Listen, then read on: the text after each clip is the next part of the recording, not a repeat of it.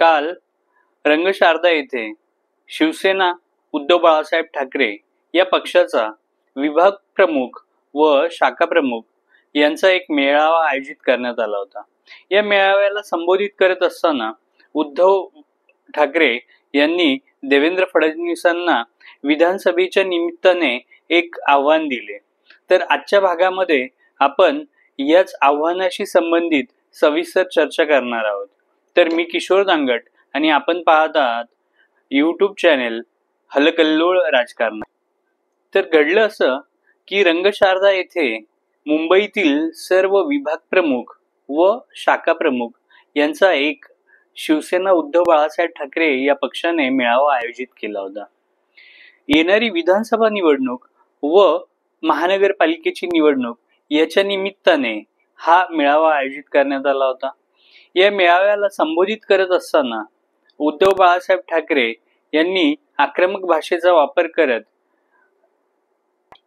तर त्यांनी असं म्हटलं की ही मंडळी माझ्या कुटुंबावरती चाल करायला निघाली होती। म्हणजे त्यांचा म्हणायचा अर्थ असा होता की अनिल देशमुख व श्याम मानव यांनी जे आरोप केले, देवेंद्र फडणवीसांवरती केलेले आरोप, म्हणजे त्यांनी असं म्हटलं की जे प्रतिज्ञापत्र अनिल देशमुखांकडे पाठवण्यात आलं होतं त्याच्यावरती जर सह्या झाल्या असत्या तर आज आदित्य ठाकरे व उद्धव ठाकरे हे जेलमध्ये दिसले असते। थोडक्यात काय तर हे जे खोटे नाटे आरोप त्यांच्यावरती करण्यात आले होते हे आरोप असतील किंवा आणखीनही इतर गोष्टी असतील, जसं की दिशा सालियन प्रकरण असेल, म्हणजे ही मंडळी उद्धव ठाकरेंनी असं म्हटलं की माझ्यावरती कुटुंबावरती चाल करायला निघाली होती। तर उद्धव ठाकरेंचं म्हणणं असं होतं की ही जी मंडळी आहे ही देवेंद्र फडणवीस यांच्या सांगण्यावरून ही सगळी कटकारस्थानं रचत होती व या मंडळींचा माझ्या कुटुंबाला तुरुंगात टाकण्याचा डाव होता। तर या मेळाव्याला संबोधित करत असताना, सर्व शिवसैनिकांना संबोधित करत असताना आणि येणाऱ्या विधानसभेच्या निवडणुकीच्या पार्श्वभूमीवरती उद्धव बाळासाहेब ठाकरे यांनी असे विधान केले की पाहूयात येणाऱ्या विधानसभा निवडणुकीमध्ये एकतर तू राहशील नाहीतर मी राहील। उद्धव ठाकरे हे जरी ठाकरे कुटुंबातील एक सदस्य असतील किंवा ठाकरे घराण्यातील गृहस्थ असतील तरी त्यांची भाषा ही बाळासाहेब ठाकरेंसारखी आक्रमक व जिव्हारी लागणारी कधीच नव्हती। ते नेहमी एक संयमी, सृजनशील व सौजन्यपूर्वक व्यक्तिमत्व आहे हेच पूर्ण महाराष्ट्राला माहिती होते। परंतु शेवटी कितीही झालं तरी ते एक मुरब्बी राजकारणी आहेत, ते बाळासाहेबांचे सुपुत्र आहेत, त्यामुळे त्यांनाही माहिती आहे की नेमकं आक्रमकपणा कधी दाखवायचा आणि संयमीपणा कधी दाखवायचा।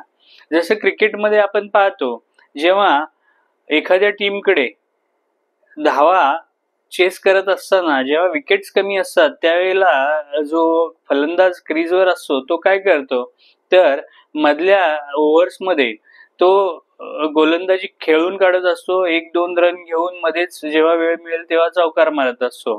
परंतु जेव्हा शेवटची काही मोक्याची षटकं उरलेली असतात, हाणामारीची जेव्हा परिस्थिती निर्माण झालेली असते, आता या शेवटच्या षटकांमध्ये जर हाणामारी केली नाही तर विजय प्राप्त होणार नाही हे जेव्हा त्याला कळून चुकतं त्यावेळेला तो हाणामारी करायला सुरुवात करतो।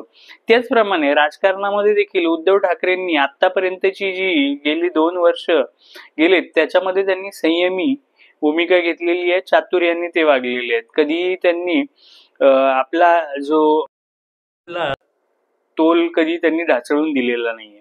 परंतु त्यांना माहितीये आता विधानसभेला काही महिनेच अवघे शिल्लक आहेत, काही दिवस शिल्लक आहेत, यामध्ये आक्रमकपणा दाखवावाच लागेल आणि समोरच्या विरोधकाला नेस्तनाबूत करायचं असेल, त्याच्या वर्मी घाव घालायचा असेल तर आक्रमकपणे फलंदाजी करावीच लागणार आहे, हे उद्धव ठाकरे बऱ्यापैकी जाणूनच आहे। याच पार्श्वभूमीवरती त्यांनी आजपर्यंत जी संयमी भूमिका घेतली होती, फडणवीसांबद्दल म्हणा किंवा कोणाबद्दलच त्यांनी कधी आक्रमकपणे बोलले नव्हते, परंतु त्यांनी या कालच्या मेळाव्यामध्ये आक्रमकपणे फडणवीसांवरती एकेरी भाषेमध्ये बोलून त्यांच्यावरती त्यांनी एक प्रकारे जहरी वार केलेले आहेत.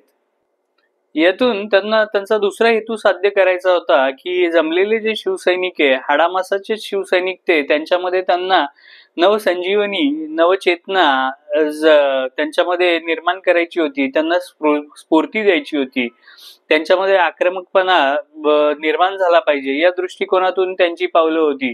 त्यामुळे त्यांनी अशा प्रकारचं हे आक्रमक विधान केलेलं असावं. आता झालं नेमकं असं, त्यांनी आणखीन एक मास्टर स्ट्रोक इथे खेळला. त्यांनी काय केलं तर बऱ्याचदा आता आपल्याला ऐकायला मिळतं की काही मंडळी इकडून तिकडे जात आहेत, तिकडून इकडे येत आहेत, हे सगळं चालूच आहे. तर त्यांनी शिवसैनिकांना उद्देशून असं म्हटलं की ज्यांना जायचंय त्यांनी बिंदास जा, कुंपणावरती थांबू नका, किंवा मनात नसेल तरी इकडे थांबण्यात काही मग अर्थ नाहीये. त्यापेक्षा तुम्ही दुसऱ्या ज्या कोणत्या पक्षात जायचं असेल तुम्ही बिंदास जा, परंतु इथे राहून आमच्याशी दगाफटका होईल किंवा अशा प्रकारचं काही वर्तन करू नका. त्यांनी जे मगाशी सांगितल्याप्रमाणे कुंपणावरती असणारी जी काही मंडळी आहेत त्यांना देखील एक प्रकारे सूचक इशारा दिलेला आहे की इथे थांबण्यापेक्षा तुम्ही गेलेले बरे. जे आहेत त्यांना मी सोबत घेऊन पुढे जाईल, जे नाही आहेत त्यांच्याशिवाय मी माझं काम, माझ्या पक्षाचं काम चालवेल. हे अशा प्रकारचा एक जे विभाग प्रमुख आहेत आणि शाखा प्रमुख आहेत त्यांना एक चांगल्या प्रकारचा मेसेज त्यांनी इथे दिला. या त्यांनी कालच्या केलेल्या विधानाच्या पार्श्वभूमीवर एक गोष्ट इथे आपणास पाहावयास मिळते, ती म्हणजे शरद पवार आणि उद्धव ठाकरे हे महाविकास आघाडीची अतिशय महत्वाचे दोन्ही नेते आहेत. आजपर्यंत ते अतिशय संयमाने वागत आलेले आहेत. त्यांनी कधीही समोरच्यावरती फारशी टीका न करता त्यांना अनुलेखानेच मारलेलं आहे. बऱ्याचदा केलेल्या टीकेला उत्तर न देता त्यांनी मवाळ भूमिका घेतलेली आहे. परंतु आज आपणास असं पाहावयास मिळतंय की शरद पवार देखील एका बाजूने खिंड लढवतात आणि दुसऱ्या बाजूने आपणास उद्धव ठाकरे देखील आक्रमक झालेले पाहावयास मिळत आहे. याचाच अर्थ असा की जी आता शेवटची जी षटकं शिल्लक राहिलेली आहे, या षटकामध्ये आक्रमक फलंदाजी करून विजयश्री मिळवून आणायची, हे याचा चंग बांधलेला त्यांनी आपणास इथे पाहावयास मिळतो. तर येणारा काळच ठरवेल की ही जी त्यांची आक्रमक फटकेबाजी आहे ती त्यांना यातून बाहेर काढेल, विजय मिळवून देईल, की येणाऱ्या काळामध्ये त्यांना या गोष्टीचा, आक्रमकपणाचा फायदा होईल की तोटा होईल, हे आपल्याला येणारा काळच या सर्व गोष्टीचा शिवसेना उद्धव बाळासाहेब ठाकरे यांना व किंबहुना महाविकास आघाडीला किती फायदा होतोय आणि किती तोटा होतोय हे आपणास पाहावयास मिळेलच. घोडा मैदान फार दूर नाहीये. तर तुम्हाला आजचा हा व्हिडिओ कसा वाटला कमेंट करून नक्की कळवा. व्हिडिओला लाईक करा, चॅनेलला सबस्क्राईब करा.